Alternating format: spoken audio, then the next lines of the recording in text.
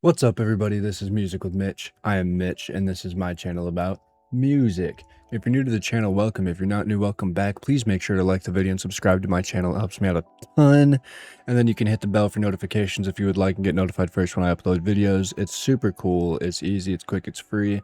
I know you guys all want to be cool. You are cool. You're cool cats. That's how it is. In the last video, we reacted to Vicarious by Tool, which was fucking awesome. It's phenomenal. Perfect song. Today we're going to be going back to some more grunge, which I'm excited about. Going to be going back to some more Soundgarden, going back to their very first album. I like Rusty Cage a lot, and so I want to go back and just kind of start from the beginning with them as well. We'll still probably like hop around, but yeah, that's what I want to do, and I really do love grunge. I'm on a huge grunge kick right now, and so I want to explore more and find more, and I love Chris Cornell, and so I want to find some more Soundgarden, Audio Slave, Solo Chris Cornell, anything like that, anything of the sort.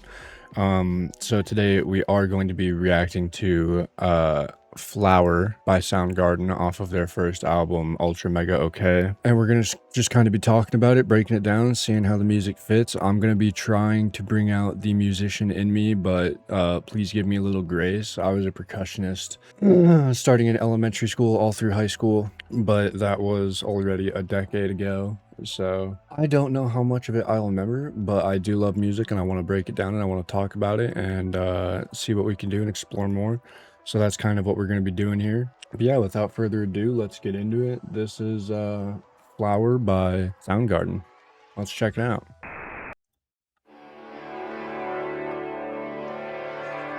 Flower by Soundgarden,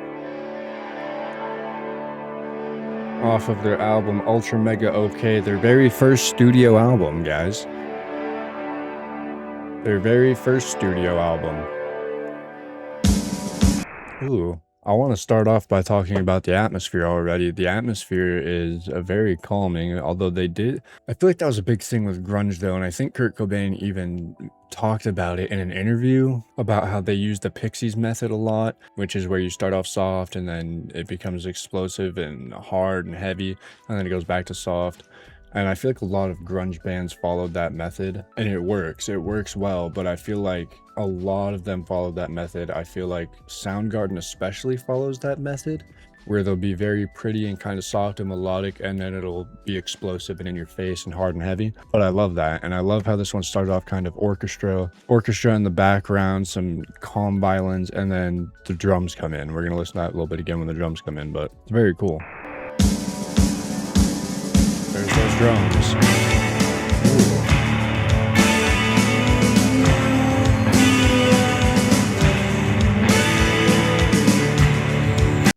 Alright, so already the drums are doing a really cool pattern. It's a simple 4/4 time measuring, which is pretty standard for most rock bands, unless you're fucking Tool. But yeah, they're doing standard 4/4, which is cool. Easy to follow along with, easy to fucking bop your head to. Like I said again, I liked how it started off with the orchestra background and then built up into the drums. It's really cool. And then I don't know what he's doing on his vocals here, but there's definitely some vocal effects going on, which isn't abnormal for Soundgarden. I know in other songs like Black Hole Sun, I'm pretty sure he used vocal effects. So it's not really out of the norm. It's just not my norm of hearing, especially in grunge. There were, I guess, like Scott Weiland from Stone Temple Pilots did it on like Dead and Bloated. But yeah, it didn't happen a lot. So when it does happen, I enjoy it. It's a very cool and different sound.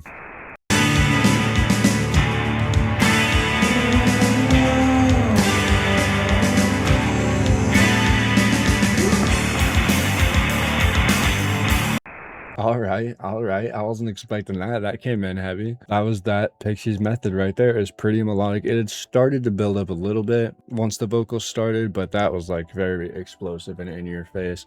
And I always enjoy that.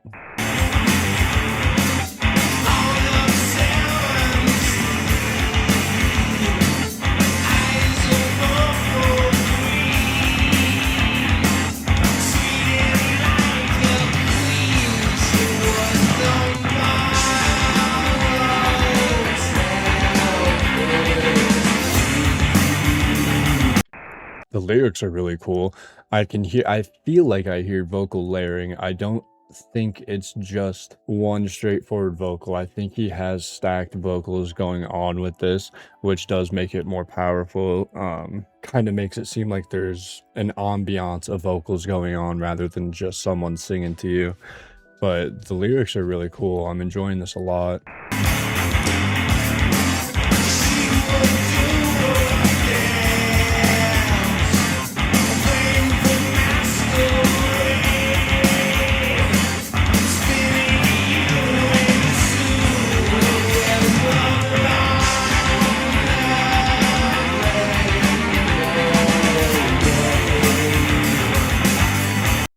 They also like to do this thing, well, I know Soundgarden likes to do it a lot anyway, where at the end of verses, they'll kind of, or not they, I guess Chris Cornell will stretch out those notes almost leading into the bridge or the chorus or the next verse. I know he did that on Like a Stone by Audioslave, where he holds on to those last notes extra long to let them flow into that next part rhythmically.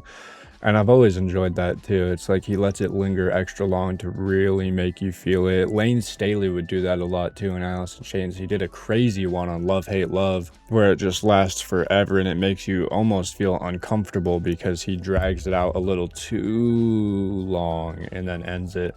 And it's just really cool. I like that. Adds a little personality to the song.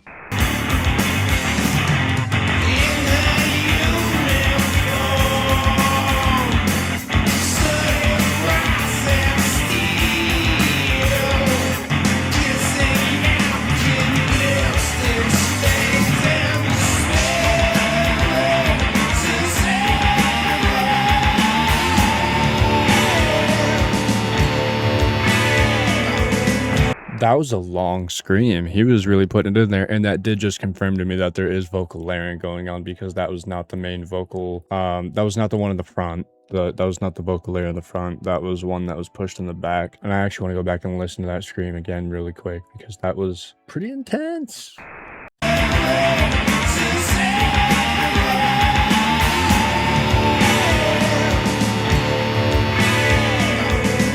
See, his main one ended and you can hear that back one just linger a bit longer.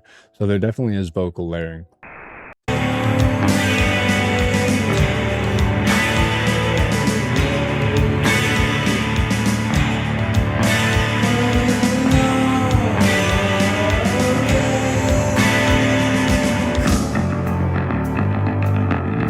Ooh.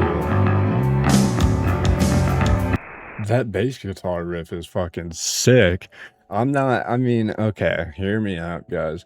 I'm a guitar player and a drummer, so I don't have disrespect or any ill feelings towards bass players. I love a good bass player, but it's one of those instruments, it's almost hard for me to pick up while listening to music unless the bass is at the front like this right now, because the bass has a cool riff going on. But whenever I am able to distinguish it, I always love it. It sounds so cool.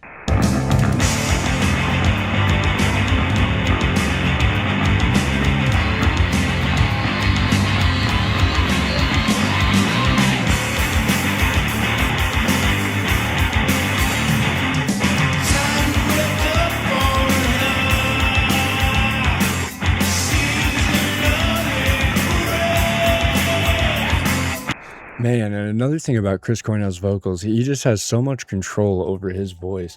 It is phenomenal. I mean, I don't think there's anyone else that can sing like Chris Cornell. And the way he's able to sing so effortlessly and go from soft and melodic and pretty to just explosive screaming and just flip into that higher vocal fold is insane. It is absolutely insane how much vocal control this man had.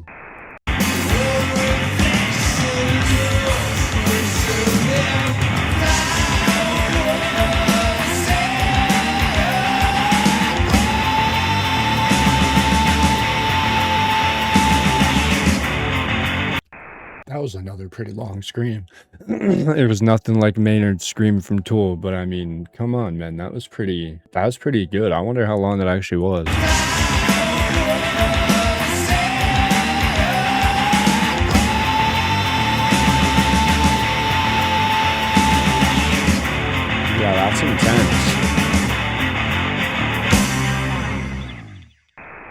That was intense. That was a really cool scream, but it was also just a really good song. That was Flower by Soundgarden, their first song off their first studio album, and it was phenomenal. I mean, that one was easily a 10 out of 10 for me. I absolutely love grunge and I've been on a grunge kick. I can't explain why. I mean, maybe it's just the raw feeling, the raw nature of grunge music. It just really does relate to me. I love it. It's chaotic, but it's also melodic and pretty. It seems just like a metaphor for life, really. And I absolutely love it. I love how different and unique all the different grunge bands were too. I mean, even looking back at some of the ones that didn't get as big, like Screaming Trees and like Local H and all these other bands like that, you know, that just didn't quite Mudhoney and, you know, Mother Love Bone, which obviously that one was a different case because Andy Wood unfortunately passed away. But, you know, I just feel like all of these bands were so unique and different in their own style. You had Nirvana, who is at the front of all of the grunge explosion, and he was kind of,